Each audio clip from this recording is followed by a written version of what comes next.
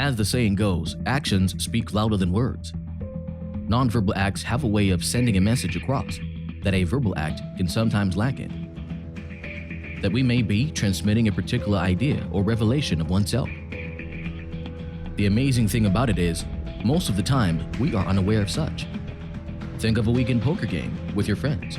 When you play poker, a good amount of reads and planning a certain strategy are directly in relation to the nonverbal communication. In this case, body language that can be used to one's advantage in order to win the game. The FBI has been using body language to their advantage for years. They're playing a game, however, as opposed to spotting someone bluffing on the left or with a strong hand on the right, they're tasked in finding spies, decoding one's body language to get the necessary information needed to flush out the moles. In today's video, we dig on body language the FBI uses to know if you're lying. Lip compression. People are often unaware of what their lips look like to other people.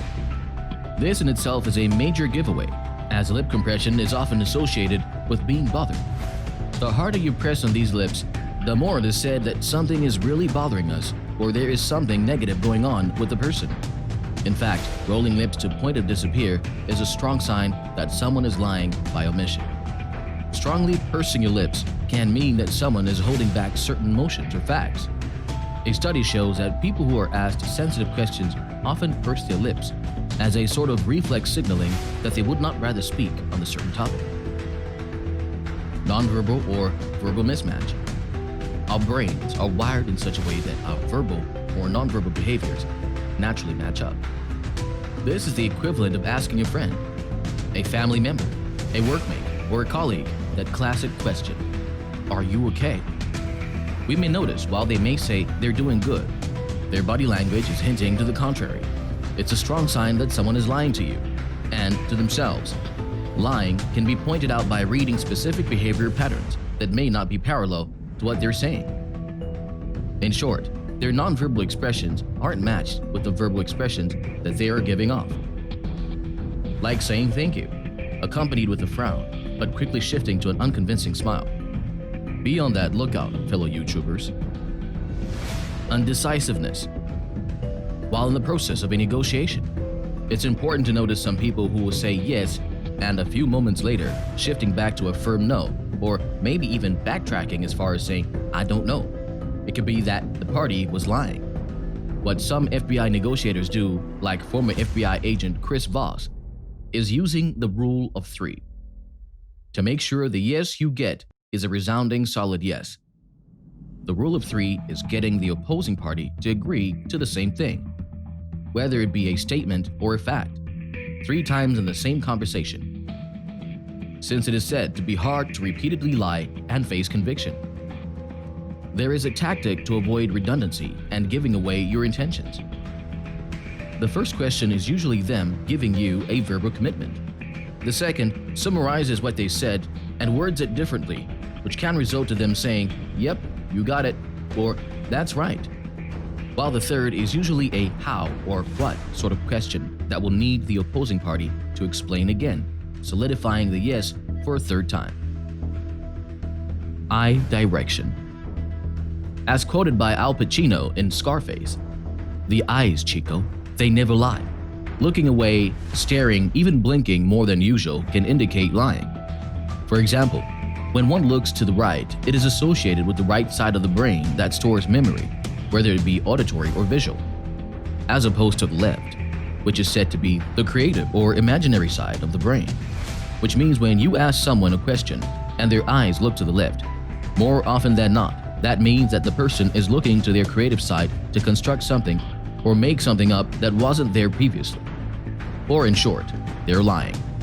Research also shows that for people who are left-handed, the opposite occurs. The right side is the creative one, while the left side is for information already there. It's not always the case, however, but can still be used as a powerful tool. Behavioral pause. Liars often pause a lot to construct or make up details to explain something that never really occurred. You ask them a question, and then after a pause, they begin to explain. Now, there's a fine line between pausing to think and remember and pausing to think and come up with something. so you don't get spotted. Paying attention to these pauses is the key, as the person may be making up facts as they're speaking along the way. It is also known that the people who pause in between speaking usually are thinking hard and can show brief gaps in between conversation that is consistent with people who lie. However, the context of the question should be taken into account. When we ask a question such as, "Do you remember what you did 2 weeks ago?" it would obviously take some time for the person to respond, as their brain goes through a process of remembering that said information. As opposed to 2 weeks ago, "Do you remember meeting this certain individual?" The specificity of the question should incur an immediate response. Throat clearing or swallowing. Anxiety plays a role when it comes to detecting liars. On a physiological standpoint, questions can often cause anxiety, and as a result, dryness or discomfort can be apparent in the mouth and throat. When a person clears his throat or does an obvious swallow, experts believe that he's lying due to the uneasiness brought upon by the situation. The anxiety also comes from the person lying and not wanting to be figured out. The cognitive load also plays a factor, as it causes the brain to concentrate on a particular issue or memory. A cognitive overload happens when the person spends too much external stimuli on working the memory. Liars do what they can to sound convincing. This added emotional stress triggers a fight or flight response, which can result in the moisture in the throat redirected to the skin, which results in one needing to clear his throat. That is often seen as a sign of deception. Standing still. Strange, isn't it, that a person standing completely still can be a sign of someone not telling the truth? But consider this.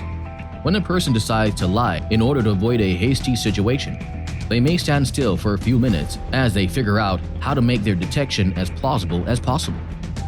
Due to tension and nervousness, they may keep their movement to a minimum, as opposed to a normal situation. People are usually relaxed and appear to be more fluid with their body, while liars, on the other hand, become stiff or rigid as a result of the discomfort of withdrawing certain information. These signs are often telling that a person is not being truthful. Yes or no. Keep it simple. Answer the question, yes or no. If they fail to answer the simple yes or no question, then that presents a considerable red flag.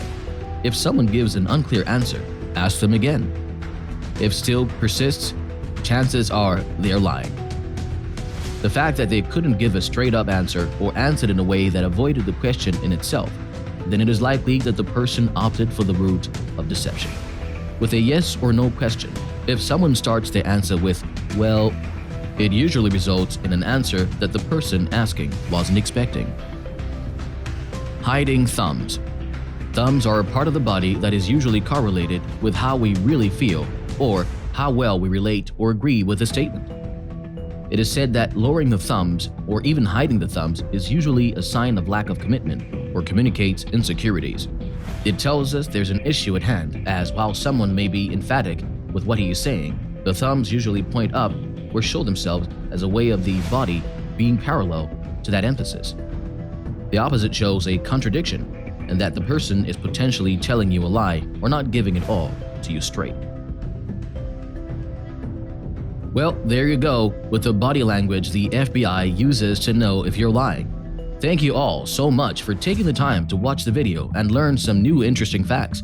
Be sure to hit the like button and leave a comment below if there's any other body language you'd like to add in order to make the deception that people can come across. Don't forget to hit the subscribe button and the notification button to be updated with our content. This is Morrongo TV. Until next time.